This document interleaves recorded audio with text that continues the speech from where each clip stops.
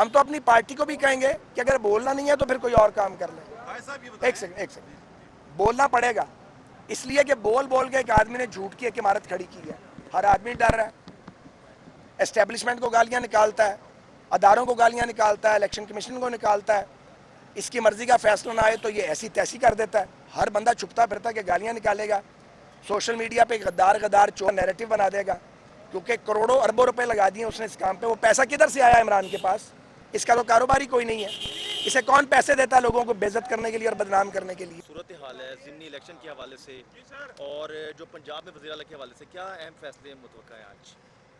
बिस्मिल्लाहिर्रहमानिर्रहीम। पहली बात यह है कि ये तासुर दिया जा रहा है कि शायद कोई सैलाब आ गया पीटीआई का। भाई 20 नशिस्तें जिन पे इलेक्शन हुए उनमें से कोई पीएमएलएन की नहीं थी, और उस पर या पीटीआई जीती थी या इंडिपेंडेंट जीते थे, और हमने वहाँ से 5 सीटें अल्हम्दुलिल्लाह जीती हैं। पहले तो ये बयानिया पिट गया इमरान खान झूठे का, इमरान काजिब का बल्कि, जो उसका असल नाम है, कि जी वो इस्टेब्लिशमेंट मदाखलत कर रही है, ABCXYZ बैठे हुए हैं, इलेक्शन कमीशन पार्शल है। तो अगर ये सब पार्शल थे तो तुम कैसे जीत गया भाई 15 सीटें? तो ये तो झूठ फिर पकड़ा गया उसका। आगे भी बड़े पकड़े गए हैं, झूठे आदमी को फ़र्क नहीं पड़ता, कोई अगर बेशर्म हो तो उसका कोई इलाज नहीं है। लेकिन इसका ये मतलब थोड़े है कि पीटीआई का सैलाब आ गया। अल्हम्दुलिल्लाह पीएमएलएन का वोट बैंक इंटैक्ट रहा है, हमारा वोटर सपोर्टर हमारे साथ खड़ा है। ऑब्वियसली उम्मीदवारों की सिलेक्शन में इश्यूज़ थे और हमने कमिट किया हुआ था, उसको ऑनर करना था। कई जगह पे सिंक्रोनाइज नहीं हो सका, 20-25 दिन में हम पीएमएलएन के वोटर को पूरी तरह जोड़ नहीं सके, कई जगह जुड़ गए, ये एक मसला था। दूसरी अहम बात है कि महंगाई जो है वो जिसको छोड़ गए हैं विरासत में, हमें तो 3.5-4 महीने हुए आए हुए, 4 साल तो इमरान खान ने इस मुल्क को रूल किया है नालायकी के साथ। तो जो ऑयल प्राइसेस बढ़ी हैं और जो महंगाई हुई है और जो असल में रद्द-ए-अमल है इमरान की नालायक हुक्मरानी का, उसको हमने भुगता है। भागना चाहते भाग सकते थे, बार बार मैंने ये बात की है, भागे नहीं। भागें क्यों? अपना मुल्क छोड़ के आदमी क्यों भागे? किसी और पे जिम्मेदारी डाल के जिम्मेदारी उठाई है। कालक इमरान खान की थी, ज़ाहिर है उससे हमारे कपड़े भी मैले हुए हैं, लेकिन आप मैदान से भाग नहीं सकते और मैदान से कोई भागेगा भी नहीं। इसे गलत फहमी है कि ये गालियाँ निकाल के लोगों को गद्दार गद्दार करा के प्रोपेगेंडा करके, तो ये सियासतदान की खाल बहुत मोटी होती है। ये सरकारी अफसरों का काम है, उन पे प्रेशर आता है, अदारों पे प्रेशर आता है, सियासतदान फिर मुकाबला करता है और आखिर तक पहुंचा के आता है।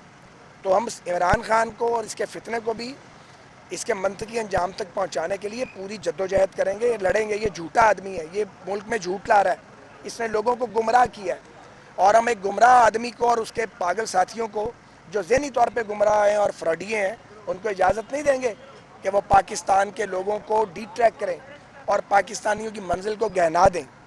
ये बड़ी बुनियादी बात है।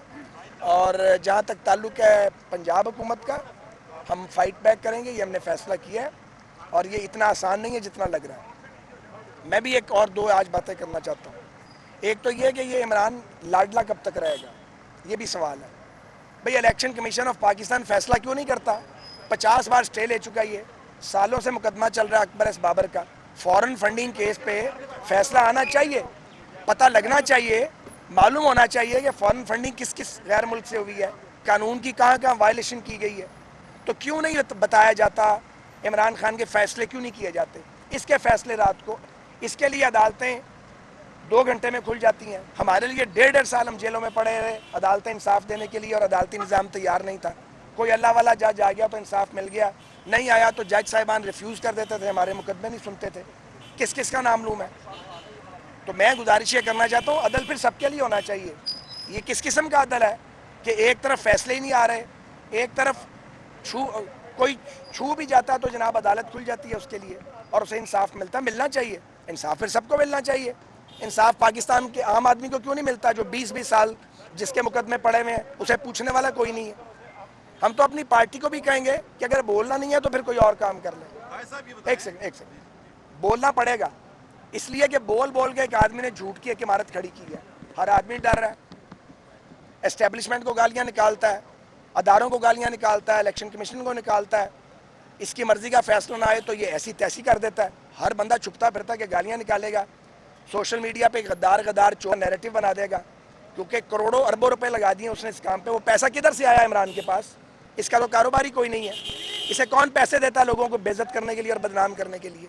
ये सारी बातें हैं, इनका डट के मुकाबला किया जाएगा, सामना किया जाएगा और पाकिस्तान के रियासती अदारों को और इंसाफ करने वाले अदारों को ख़ास तौर पे सोचना पड़ेगा कि ये इंसाफ की कौन सी किस्म है। कभी फैसला आता है कि जी डी सीट हो जाएंगे, कभी फैसला आता है कि जी वोट काउंट नहीं होगा, अगले दिन फैसला आ जाता है थोड़े दिन बाद जी नहीं अब वोट जो है वो भी काउंट नहीं होगा, अब डी सीट भी होंगे। तो हम सब कुछ देख रहे हैं। वजीर बनने का ये मतलब तो नहीं है कि ज़बान बंद करके गूंगे हो जाए, आंखें बंद कर लें। इससे तो वजीर ना बनना बेहतर, आदमी बात तो करता कम से कम खुल के साथ। भाई साहब एक खुल के बात बता दें, आपने कहा ये अब भी लाडला है, तो ये 15 सीटें जीत जाना, क्या ये भी कोई खास प्यार मोहब्बत हुआ है, कोई पुरस्कारियत है इस जीत में?